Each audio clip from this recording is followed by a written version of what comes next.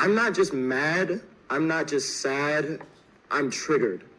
Every day I go to school as a young black male teen, and I have to see our SRO just wandering the hallways. He's always in our classrooms, he's always in the hallways. Your compromise is to give them softer outfits?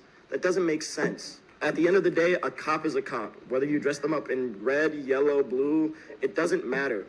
So I plead to you, please do something about this contract.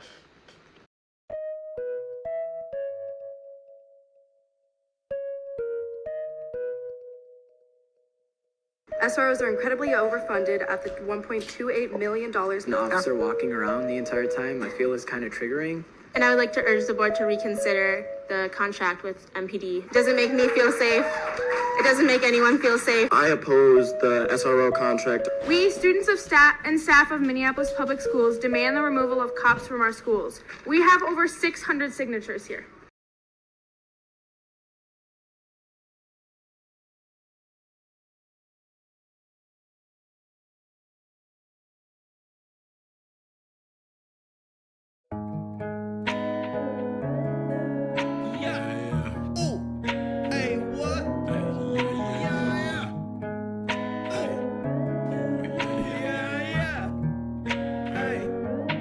Like, SROs have never actually stopped a school shooting. At Parkland, they were there and nothing actually happened. It would create a safer environment emotionally for students not to see a gun every day within their school. I just think it would be really positive to have student voices that are actually listened to and taken into account in the discussion surrounding like school safety and SROs particularly. I have a lot of fear around police officers, so kind of seeing that same kind of figure in school is really scary. It was almost like this man was judge, jury, and executioner, and he was menacing looking. And literally he walked through the halls like he owned the place. Every conversation you had with him was tense. At the end of the day, he still treated kids like a cop would a criminal. If we take a look at the suspensions by race and disability, the likelihood of being suspended at least once if you're white is 1 out of 20. When you're Latinx, it's 1 out of 14. Indigenous, 1 out of 13. Black is 1 out of 6. And Black with a disability, it's 1 out of 4.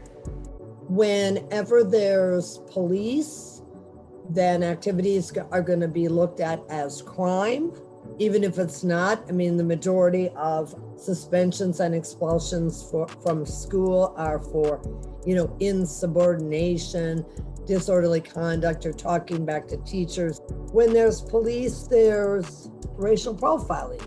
And, we see that nationally and also in Minnesota, that Black students in particular are, 4 to 6 times more likely to be suspended, expelled, arrested at school, even though there's no evidence that would indicate that they're more involved in, disruptive behavior, criminal activity, etc. At Washburn, our SRO ended up slamming this kid to the table and really hurt him. I think there's like this misconception that it's just white police officers or it's just like white SROs or whatever, but honestly, policing, it really your head up if you're like white, Black, and the guy that did that, he was a person of color.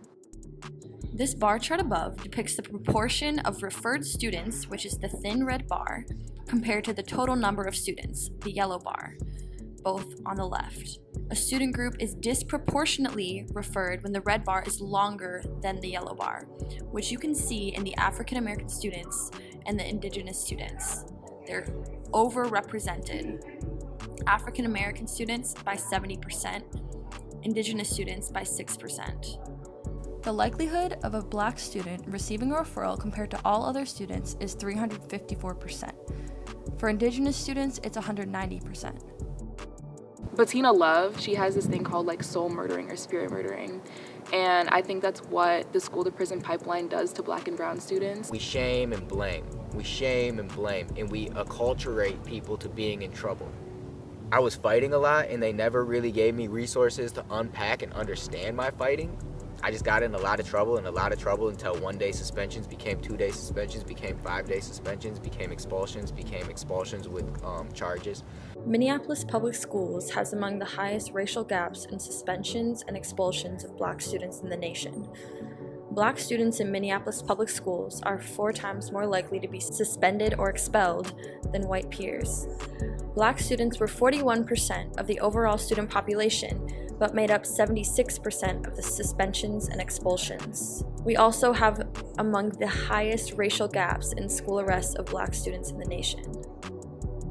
Instead of looking at me like a regular human being, looking at me like a person with like autonomy and all of these levels to who I am, they threw me through tracking into all of these places and into all these systems. And then there's the fact that I was like a kid of color, and like my brother is more light-skinned than me. He's white passing, his whole experience is different. It was like, you're about to be selling heroin when you grow up. Like, that's the school to prison pipeline.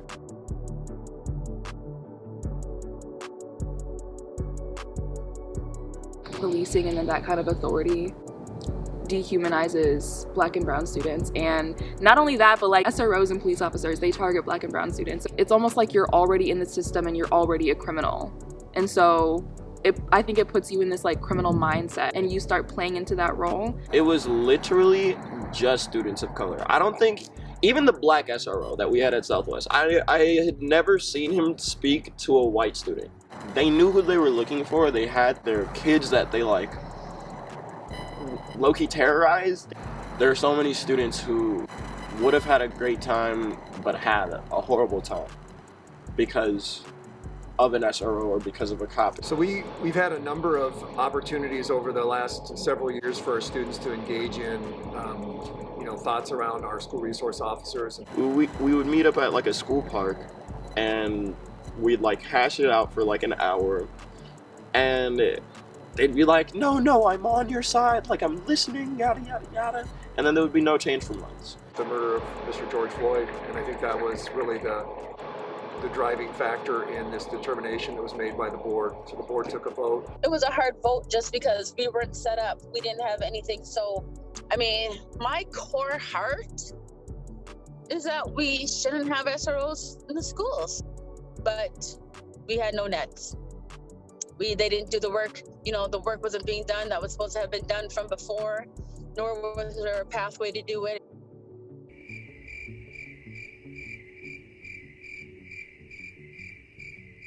A group of parents and teachers wants to help Minneapolis Public Schools with hiring school resource officer replacements. MPS voted to remove the officers earlier this summer after the killing of George Floyd. The district is now replacing them with public safety support specialists. Who are these people? Where are they from? And then one of your requirements is that they have a criminal justice degree. The purpose of the new specialists is to act as a bridge between students and law enforcement. There's no way it wasn't reactionary. And everything was clearly performative now that we're at the place that we're at and nothing's really been done. A piglet and a warthog are still the same shit. They're still pigs, Y'all just did this because you're expected to. Like, why didn't you do this last summer? Why didn't you do this like any other time? You only did this because another Black person was murdered. I think that it was a good step to like separate from MPD, but there's still so much work that needs to be done. They have a lot of reparations that they need to pay to a lot of the students of color. They've let us all down. St. Paul Public Schools, they bought their curriculum. It's an organization over in St. Paul led by youth of color, and its focus is mind and body healing and medicine. So teachers are literally going through professional development led by youth of color. So I think that that's what Minneapolis Public Schools should do, is begin healing the root of racial justice, the root of social justice. How to break this system is by healing and love. Policing is not rooted in healing. The first police officer was a slave catcher. Why are we spending these millions of dollars on police when we could be hiring more teachers, paying teachers more, renovating the library, hiring social workers, hiring counselors, spending the money in a way that would support the educational experience of students? And it's this idea that we need policing metaphorically, but then when you get an SRO and it becomes literal policing. And that's exactly what we want to change the narrative of, but it's really hard because you do need boundaries, and you need them to be set, and you need them to be maintained, and you need them to be understood. You need to be able to have a dialogue to get there. And I don't believe that many SROs have that skill set. And if you're sitting there with a gun on your hip, that's going to make it harder for you to even do that. I think that they escalate more than de-escalate, even though a lot of them are trained to do it. And our system of punishment teaches kids to be so ashamed, to feel so bad about everything they do wrong, and to feel like it's all their fault, and they need to change, and they need to figure out how to do better, and they don't even give us resources to change. You have intrinsically good values. Intrinsically, you want to do good, and intrinsically, you care about those around you. And we're going to ask you how to see what you didn't really line up with who you want to be as a person. We want to teach people to be accountable for their actions, but also we want to teach people to be accountable to their community. You can't have the shaming and blaming happening in conjuncture with getting to that accountability, because what people usually think accountability is in this society right now is who swung first, who did it first, because that's what courts say. How do we understand the harm that was caused and how to avoid causing harm in the future? Approaching people knowing that they can understand it if you give it to them in the framework that they'll be able to hear it. Because if someone's comfortable, they're going to be able to engage with you. And then you think, right, that's the way we respond to white people, though. How much of what we call crime wouldn't even be occurring if people had the supports they needed in community, rather than spending all this money to punish people when something's gone wrong? Why aren't we investing in uplifting people from the very beginning?